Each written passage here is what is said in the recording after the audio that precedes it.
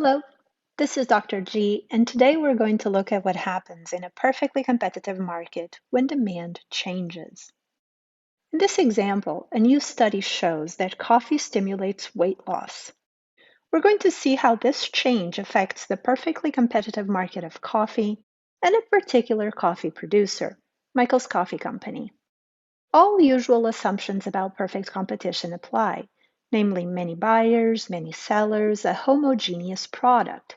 Indeed, one producer's coffee bean is pretty indistinguishable from another producer's coffee bean. The graph on the left shows the coffee market, and these are the many buyers and many sellers of coffee. The graph on the right shows Michael's Coffee Company's marginal cost and average total cost curves.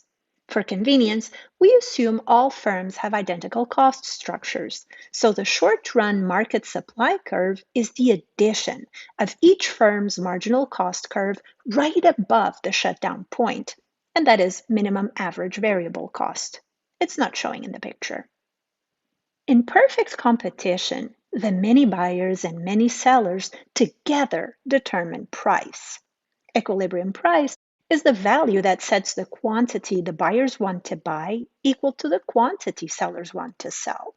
In this case, the coffee market is in equilibrium when 90 bags of coffee are traded at a price of $5 each. Michael's Coffee Company takes the price as given. The firm is a price taker, so the demand curve it faces is perfectly elastic at the level of equilibrium price. The demand curve Michael's Coffee Company faces is also the marginal revenue curve, and it's horizontal at price $5. Michael maximizes profit when he produces 9 bags per day.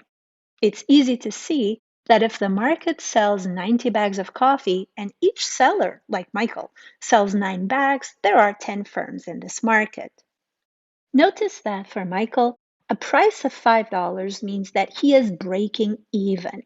The total revenue he is making, and that is $45, which we get from multiplying the 9 bags he produces by the per unit price, exactly matches his total cost.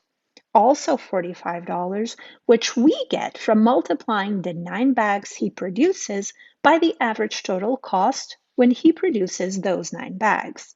His economic profit is 0. Now, I don't know about you, but most people would be psyched to learn that drinking coffee leads to weight loss.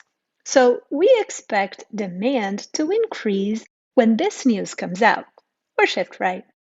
People wanting to buy more coffee will put an upward pressure on coffee prices, so we'll have a new market equilibrium at a price of $8 and quantity 100. For Michael and all other coffee sellers like him, this higher price is great news because this means they can now sell more at a higher price. Yay! Michael now maximizes profit when he produces 10 bags of coffee, one more than he did before. Now, the 10 firms in the market are producing 10 bags of coffee at a price of $8 each. So the market is selling 100 bags of coffee. But we knew this already. Life is good for Michael and sellers like him because when the price of each bag of coffee is $8, they are earning a positive profit. You can see that at an output of 10, price is greater than per unit cost, which is slightly above $5. Alas, all good times must come to an end. Why? Because the presence of profits will attract competition. There are no barriers to entry in perfectly competitive markets, so other producers will want to join in on the fun. Given enough time, as new sellers like Sonia or Pedro open their coffee companies, supply will increase. This increase in supply will set the market back at equilibrium with a price of $5 and now a quantity of 126 bags of coffee.